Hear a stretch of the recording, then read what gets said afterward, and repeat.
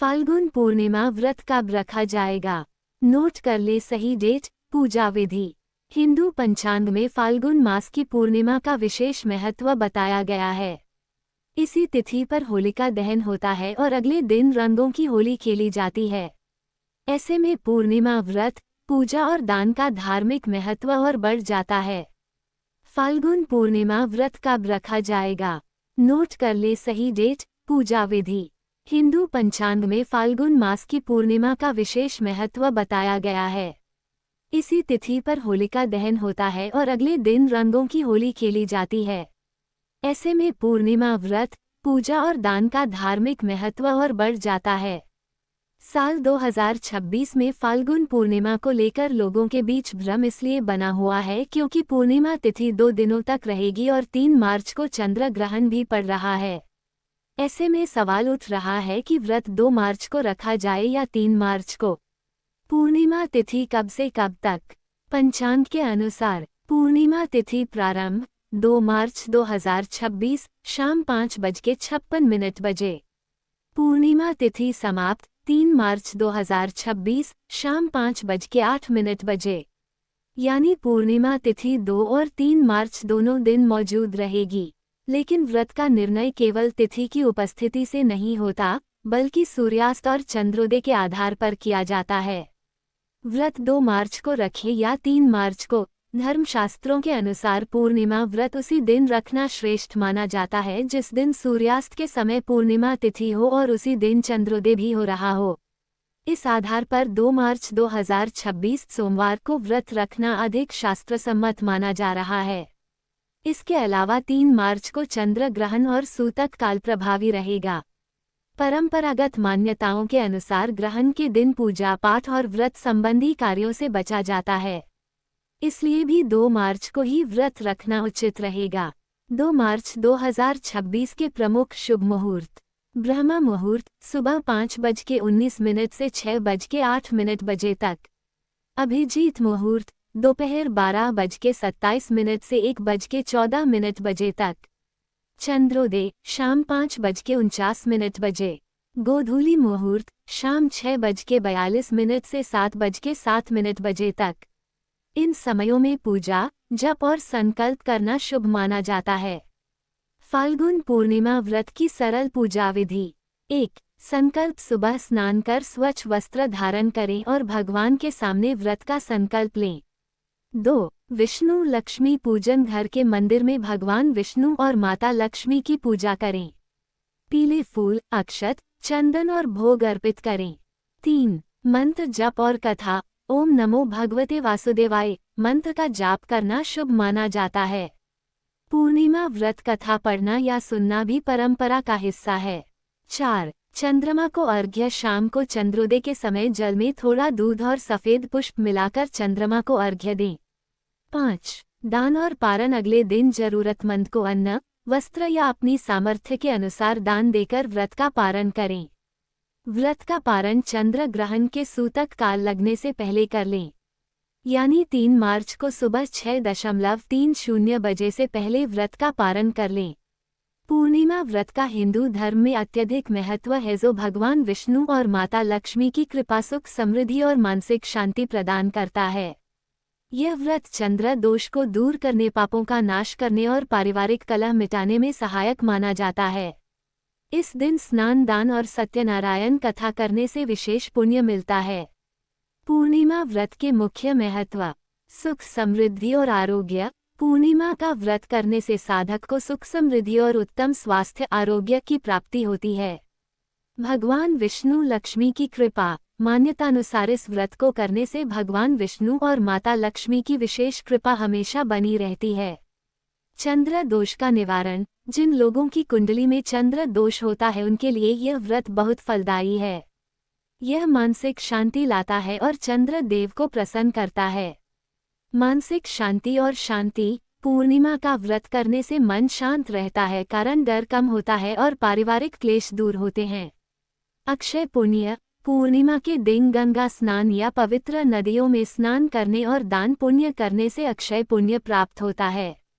सत्यनारायण कथा। इस दिन भगवान सत्यनारायण की पूजा और कथा सुनने का विधान है, जिससे सभी कष्ट दूर होते हैं। वैज्ञानिक और आध्यात्मिक महत्व। पूर्णिमा के दिन चंद्रमा अपनी पूर्ण कलाओं के साथ होता है, जिसका प्रभाव मन पर पड़ता है। ये दिन सकारात्मक ऊर्जा को बढ़ाने, ध्यान और आध्यात्मिक साधना के लिए श्रेष्ठ माना जाता है।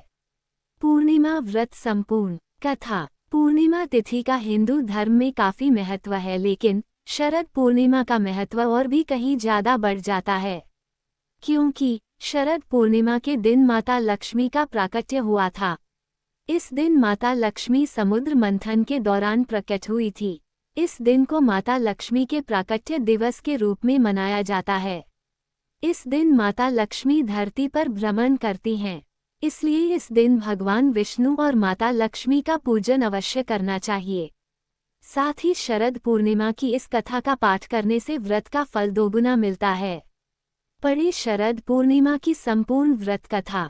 पूर्णिमा व्रत कथा। द्वापर युग में एक समय की बात है कि यशोदा जी ने कृष्ण से कहा, हे कृष्ण, तुम सारे संसार के उत्पन्नकर्ता, पोषण तथा उसके संहारकर्ता हो। आज कोई ऐसा व्रत मुझसे कहो जिसके करने से मृत्युलोक में स्त्रियों को विधवा होने का भय न रहे तथा यह व्रत सभी मनुष्यों की मनोकामना पूर्ण करने वाला हो।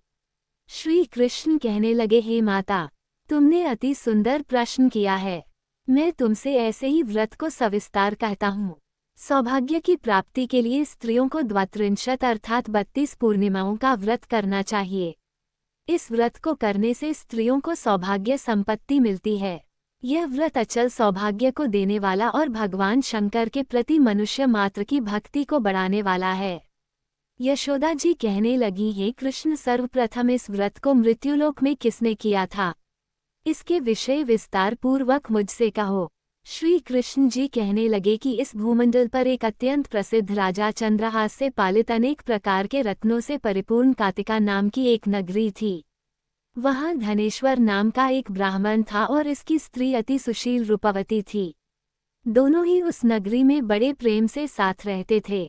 घर में धन धान्य आदि की कोई कमी नहीं थी। उनको एक बड़ा दुख था, उनकी कोई संतान नहीं थी, जिस वजह से वह बहुत दुखी रहते थे। एक दिन एक बड़ा तपस्वी योगी उस नगरी में आया।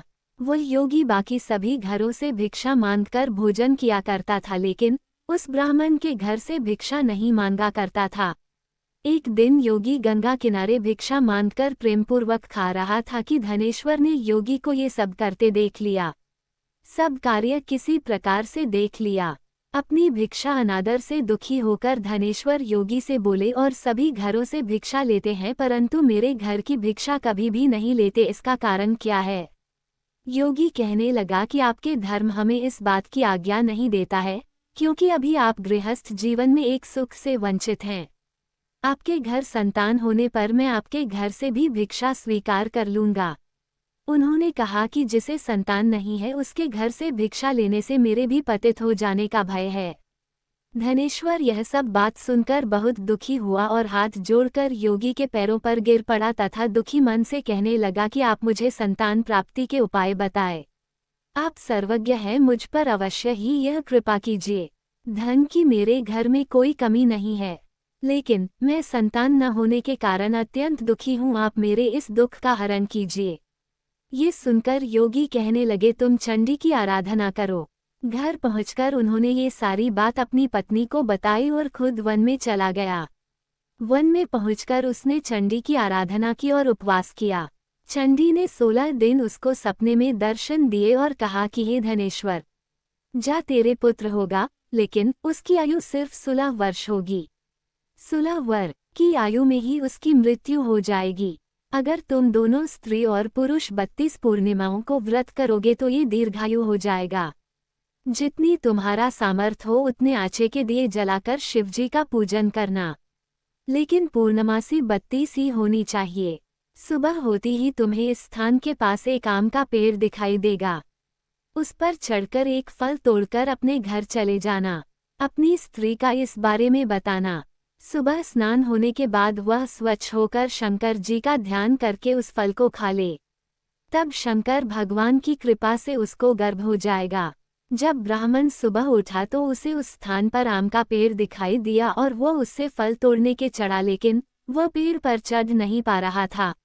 ये देखकर उसे बड़ी चिंता हुई। उसने भगवान गणेश की उपासना की और कहा, हे दयानिधे, अपने भक्तों के विघ्नों का नाश करके उनके मंगल कार्य को करने वाले, दुष्ट का नाश करने वाले, रिद्धि सिद्धि देने वाले आप मुझे इतना बल दे कि मैं अपनी मनोकामना पूरी कर सकूं।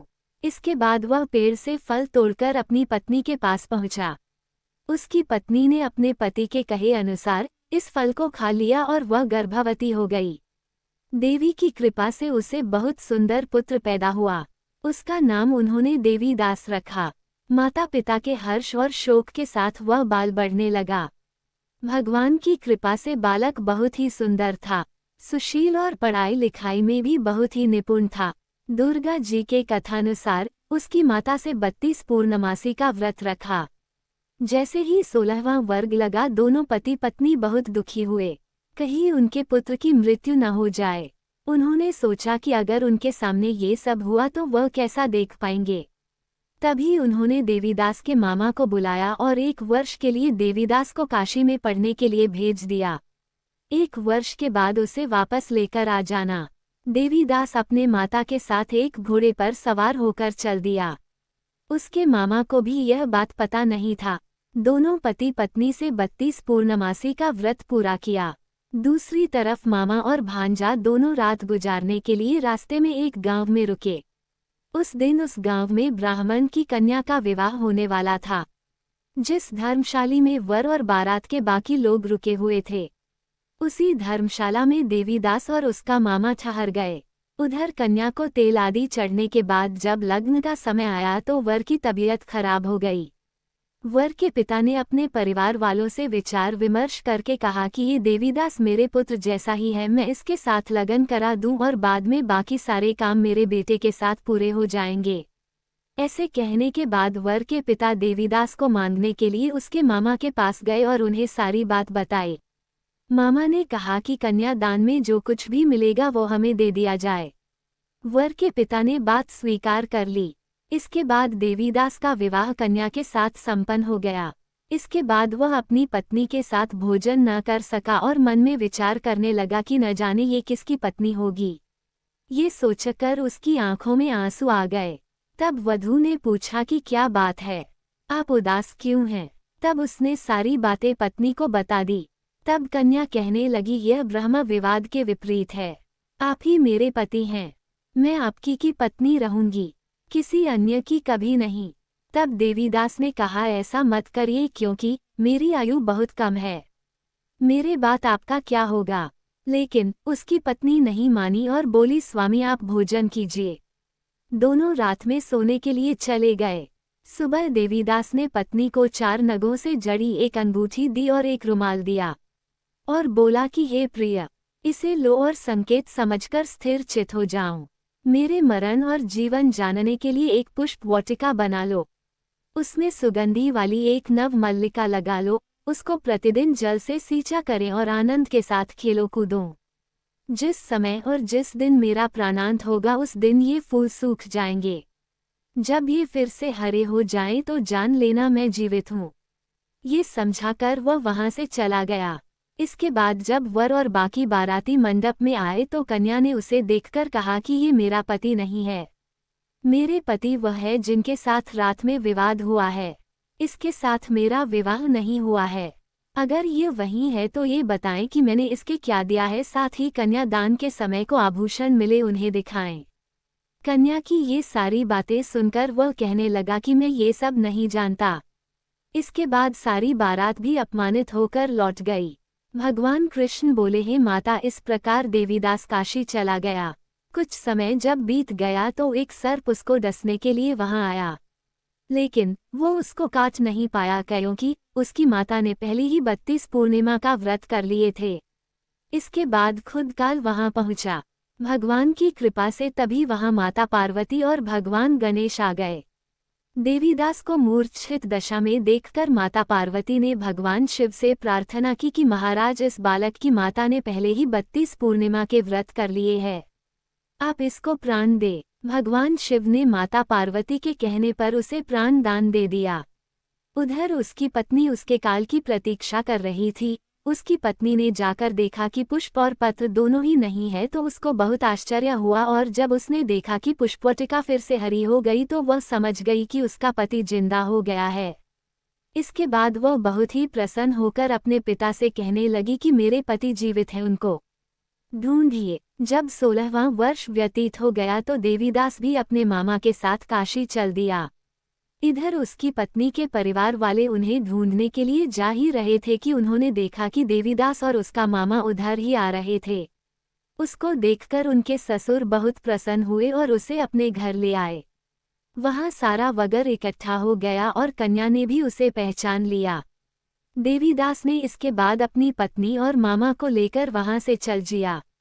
उसके ससुर ने भी उसे बहुत धन दहेज दिया। जब वह अपने घर की तरफ चल रहा था तो उसके माता पिता को लोगों ने खबर कर दी, तुम्हारा पुत्र देवीदास अपनी पत्नी और मामा के साथ आ रहा है। ऐसा समाचार सुनकर पहले तो उन्हें विश्वास नहीं हुआ, लेकिन जब देवीदास आया और उसने अपने माता पिता के पैर छुए तो देवीदास के माता पिता ने उनका माथा चूमा और दोनों को अपने सीने से लगा लिया। दोनों के आने की खुशी में धनेश्वर ने बहुत दान दक्षिणा ब्राह्मणों को दी। श्री कृष्ण जी कहने लगे कि इस तरह धनेश्वर को 32 पूर्णिमाओं को व्रत के प्रभाव से संतान प्राप्त हुई। जो स्त्रियां इस व्रत को करती हैं वह जन्म जन्मांतरों तक वैधव्य का दुख नहीं भोगती हैं और सदैव सौभाग्यवती रहती हैं, यह मेरा वचन है। यह व्रत संतान देने वाला और सभी मनोकामनाओं को पूरा करने वाला है। सोमवार व्रत कथा। भगवान शिव पूरी करेंगे सभी इच्छाएं। सोमवार के व्रत को लेकर मान्यता है कि इस व्रत को करने से भगवान शिव अपनी भक्तों की मुराद जल्दी पूरी करते हैं। सोमवार का दिन भगवान शिव को समर्पित है, इसलिए इस दिन भगवान शिव की पूजा और व्रत करने का महत्व और ज्यादा बढ़ जाता है। यदि आप सोमवार के व्रत करते हैं तो आपको सोमवार व्रत कथा पढ़ना बेहद जरूरी है, क्योंकि इसके बिना आपका व्रत अधूरा माना जाता है। आइए जानते हैं सोमवार व्रत कथा। सोमवार व्रत कथा। देवों के देव महादेव बहुत ही भोले माने जाते हैं, इसलिए उनका एक नाम भोलेनाथ भी है।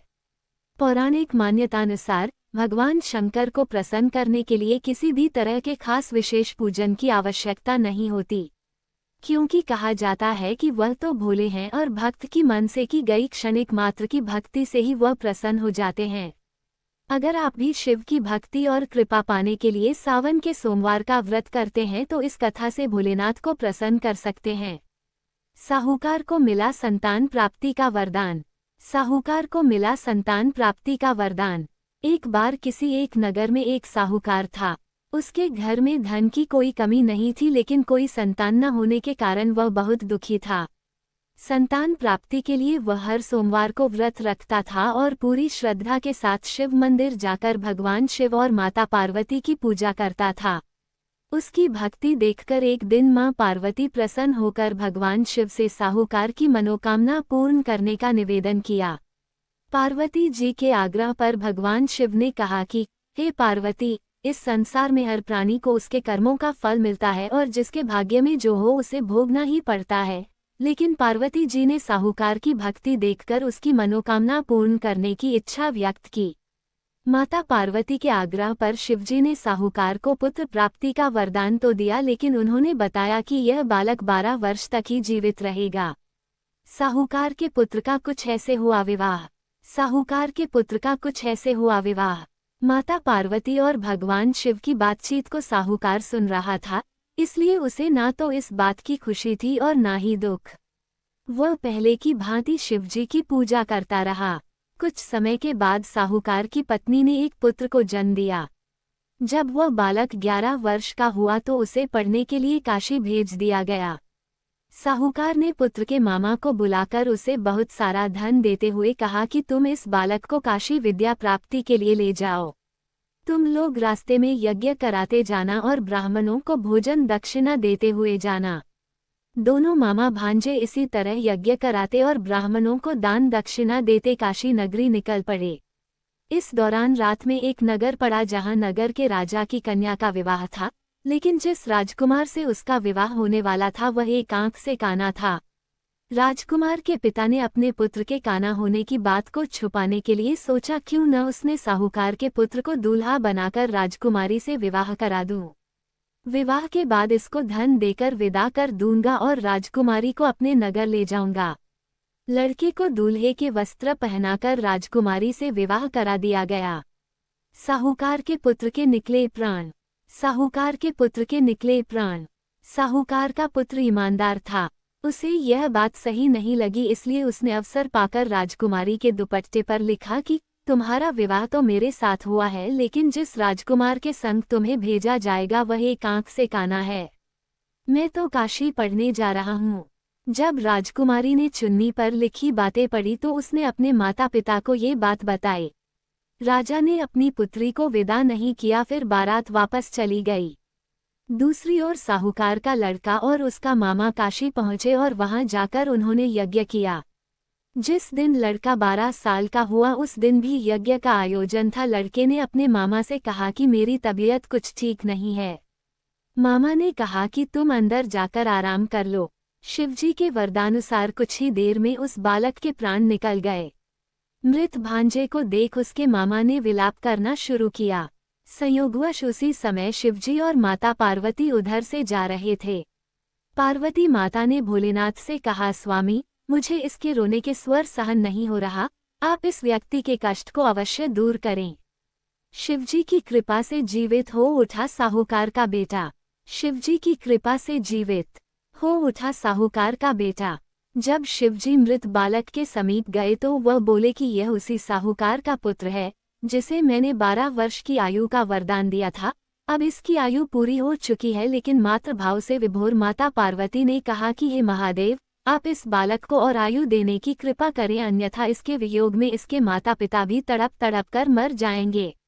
माता पार्वती के पुनः आग्रह पर भगवान शिव ने उस लड़के को जीवित होने का वरदान दिया। शिवजी की कृपा से वह लड़का जीवित हो गया। शिक्षा पूरी करके लड़का मामा के साथ अपने नगर की ओर वापस चल दिया। दोनों चलते हुए उसी नगर में पहुंचे जहां उसका विवाह हुआ था। उस नगर में भी उन्होंने यज्ञ का आयोजन किया। उस लड़के के ससुर ने उसे पहचान लिया और महल में ले जाकर उसकी खातिरदारी की और अपनी पुत्री को विदा किया। सबकी मनोकामनाएं होती हैं पूर्ण। सबकी मनोकामनाएं होती हैं पूर्ण। इधर साहूकार और उसकी पत्नी भूखे प्यासे रहकर बेटे की प्रतीक्षा कर रहे थे। उन्होंने प्रण कर रखा था कि यदि उन्हें अपने बेटे की मृत्यु का समाचार मिला तो वह भी प्राण त्याग देंगे, परंतु अपने बेटे के जीवित होने का समाचार पाकर वह बेहद प्रसन्न हुए। उसी रात भगवान शिव ने साहूकार के स्वप्न में आकर कहा, हे श्रेष्ठी, मैंने तेरे सोमवार के व्रत करने और व्रत कथा सुनने से प्रसन्न होकर तेरे पुत्र को लंबी आयु प्रदान की है। इसी प्रकार जो कोई सोमवार व्रत करता है या कथा सुनता और पढ़ता है उसके सभी दुख दूर होते हैं और सभी मनोकामनाएं पूर्ण होती हैं। श्री शिव चालीसा 1 दोहा। जय गणेश गिरिजा सुवन मंगल मूल सुजान, कहत अयोध्यादास तुम देहु अभय वरदान। चौपाई। जय गिरिजापति दीन दयाला, सदा करत संतन प्रतिपाला। भाल चंद्रमा सोहतनी के, कानन कुंडल नागफनी के, अंगगौर शिर गंग बहाए। मुंडमाल तंगशार लगाए, वस्त्र खाल बाघंबर सोहे। छवि को देखी नागमन मोहे, मैना मातु की हवे दुलारी। बामन सोहत छवि न्यारी, कर त्रिशूल सोहत छवि भारी। करत सदा शत्रुन क्षयकारी, नंदी गणेश सोहे तय कैसे। सागर मध्य कमल है जैसे, कार्तिक श्याम और गणराव। यह छवि को कहीं जात न काओ, देवन जबहि जाय पुकारा। तभी दुख प्रभु आपने वारा, किया उपद्रव तारक भारी। देवन सब मिली तुम्हि जोहारी, तुरत शडानन आप पठायो। लव निमिष में मारी गिरायो, आप जलंधर असुर संहारा। सुयश तुम्हार विदित संसारा, त्रिपुरासुर सन युद्ध मचाए। सबहि कृपा कर लीन बचाए, किया तपहि भागीरथ भारी। पूर्व प्रतिज्ञा तासु पुरारी, दानिन में तुम सम को नाही। सेवक स्तुति करत सदाही, वेद नाम महिमा तव गाय। अकथ अनादि भेद नहीं पाए, प्रकटी उदरी मंथन में ज्वाला। जरत सुरासुर भय विहाला, कीन्ही दयाता करी सहाय। नीलकंठ तब नाम कहाय, पूजन रामचंद्र जब कीन्हा। जीत के लंक विभीषण दीन्हा, सहस कमल में हो रहे धारी। कीन परीक्षा तबहि पुरारी, एक कमल प्रभु राखियो जोई। कमल नयन पूजन चासोई, कठिन भक्ति देखी प्रभु शंकर। भय प्रसन्न दिए इच्छितवर, जय जय जय अनंत अविनाशी। करत कृपा सबके घटवासी, दुष्ट सकल नित मोही सतावै। भ्रमत रहो मोही चैन न आवै, त्राही त्राही में नाथ पुकारो। यही अवसर मोही अनुबारो, ले त्रिशूल शत्रुन को मारो। संकट से मोही अनुबारो, मात पिता भ्राता सब होई। संकट में पूछत नहीं कोई, स्वामी एक है आस तुम्हारी। आए हरहुमम संकट भारी, धन निर्धन को देत सदाही। जो कोई जांचे सो फल पाही, अस्तुति के ही विधि करे तुम्हारी। क्षमहु नाथब चूक हमारी। शंकर हो संकट के नाशन, मंगल कारण विघ्न विनाशन। योगी यति मुनि ध्यान लगावे, शार्द नारद शीश नवावे। नमो नमो जय नमः शिवाय, सुर ब्रह्मादिक पार न पाए। जो ये पाठ करे मन लाए, तापर होत है शंभु सहाय। ऋणिया जो कोई हो अधिकारी, पाठ करे सो पावनहारी। पुत्रहीन कर इच्छा जोई, निश्चय शिव प्रसाद ते ही हुई। पंडित त्रयोदशी को लावे, ध्यान पूर्वक होम करावे। त्रयोदशी व्रत करे हमेशा, ताकि तन नहीं रहे कलेशा। धूप दीप नैवेद्य चढ़ावे, शंकर सम्मुख पाठ सुनावे। जन जन के पाप नसावे, अंत धाम शिवपुर में पावे। कहे अयोध्यादास आस तुम्हारी, जानी सकल दुख हर हो हमारी। दोहा, नितनेम कर प्रातः ही, पाठ करोन चालीसा। तुम मेरी मनोकामना पूर्ण करो जगदीश। मत्सर छठी हेमंत ऋतु, संवत 64 जान। अस्तुति चालीसा शिव ही, पूर्ण कीन कल्याण। शिव चालीसा के बाद अब शिव आरती का वंदन कीजिए। श्री शिव चालीसा 2, अजनादि अविगत अलक, अकल अतुल अविकार। बंधु शिव पद युग कमल अमल अति उदार। आर्तिहरण सुखकरण शुभ भक्ति मुक्ति दातार। करो अनुग्रह दीन लखी अपनो विरद विचार। पर्योपतित भवकूपमा सहज नरकागार। सहज सुहृद पावन पतित, सहज ही लेहु उबार। पलक पलक आशा भरियो, रहियो सुबात निहार। धरो तुरंत स्वभाववश, नेक न करो अबार। जय शिव शंकर और धदानी, जय गिरितनया मातो भवानी। सर्वोत्तम योगी योगेश्वर, सर्वलोकीश्वर परमेश्वर। सबूर प्रेरक सर्वनियंता, उपदृष्टा भरता अनुमंता। पराशक्ति पति अखिल विश्वक्ति, परब्रह्म परधाम परमगति। सर्वातीत अनन्य सर्वगत, निज स्वरूप महिमा में स्थितरत। अनुभूति भूषित श्मशानचर, भुजंग भूषण चंद्र मुकुटधर। वृषवाहन नंदीगण नायक, अखिल विश्व के भाग्य विधायक। व्याघ्रचर्म परिधान मनोहर, रीचचर्म ओढ़े गिरिजावर। कर त्रिशूल डमरुवा राजत, अभय वरद मुद्रा शुभ साजत। तनु कर्पूर गोर उज्ज्वलतम, पिंगल जटाजूट सिर उत्तम। भाल त्रिपुंड मुंडमालाधर, गल रुद्राक्षमाल शोभाकर। विधि हरि रुद्र त्रिविध वपुधारी, बने सृजन पालन लायकारी। तुम हो नित्य दया के सागर, आशुतोष आनंद उजागर। अति दयालु बोले भंडारी, अज जग सबके मंगलकारी। सती पार्वती के प्राणेश्वर, स्कंद गणेश जनक शिव सुखकर। हरि हर एक रूप गुणशीला, करत स्वामी सेवक की लीला। रहते दो पूजत पुजवावत, पूजा पद्धति सबन ही सिखावत। मारुति बन हरि सेवा कीन्ही, रामेश्वर बन सेवा लीन्ही। जग जित घोर हलाहल पीकर, बने सदाशिव नीलकंठ वर। असुरासुर शुचि वरद, शुभंकर। असुर निहंता प्रभु प्रलयनकर। नमः शिवाय मंत्र जपत मिटत सब क्लेश भयंकर। जो नर नारी रटत शिव शिव नित, तिनको शिव अति करत परमहित। श्री कृष्ण तप कीन्हो भारी, हवे प्रसन्न वर दियो पुरारी। अर्जुन संग लड़े के रात बन, दियो पाशुपत अस्त्र मुदित मन। भक्तन के सब कष्ट निवारे, दे निज भक्ति सबन ही उद्धारे। शंखचूर जालंधर मारे, दैत्य असंख्य प्राण हर तारे। अंधक को गणपति पद दीन्हो, शुक्र शुक्रपत बाहर कीन्हो। तेहि सजीवनी विद्या दीन्ही, बानासुर गणपति गति कीन्ही। अष्टमूर्ति पंचानन चिन्मय, द्वादश ज्योतिर्लिंग ज्योतिर्मय। भुवन चतुर्दश व्यापक रूपा, अकत अचिंत्य असीम अनुपा। काशी मर्त जंतु अवलोकी, देत मुक्ति पद करत अशोकी। भक्त भागीरथ की रुचि राखी, जटा बसी गंगा सुर साखी। रुरु अगस्त्य उपमन्यु ज्ञानी, ऋषि दधीची आदिक विज्ञानी। शिवरहस्य शिवज्ञान प्रचारक, शिव ही परम प्रिय लोकोद्धारक। इनके शुभ सुमिरनते शंकर, देत मुदित हवे अति दुर्लभ वर। अति उदार करुणावरुणाले, हरन दैन्य दारिद्र्य दुख भय। तुम्हारो भजन परम हितकारी, विप्र शूद्र सभी अधिकारी। बालक वृद्ध नारी नर ध्यावहीं, ते अलभ्या शिवपद को पावहीं। भेद शून्य तुम सबके स्वामी, सहज सुहृद सेवक अनुगामी। जो जन शरण तुम्हारी आवत, सकल दुरित तत्काल नशावत। दोहा, बहन करो तुम शीलवश, निज जन को सब भार। गनौना अध जाति कछु, सब विधि करो सभार। तुम्हारो शील स्वभाव लखी, जो न शरण तब होए। तेहि सम कुटिल कुबुद्धि जन, नहीं कुभाग्य जन कोय। दीनहीन अति मलिनमति, मैं अधो कपार। कृपा अनल प्रगटो तुरत, करो पाप सब झार। कृपा सुधा बरसाया पुनि, शीतल करो पवित्र। राखो पद कमलिनी सदा, हे कुपात्र के मित्र। इति श्री शिव चालीसा समाप्त।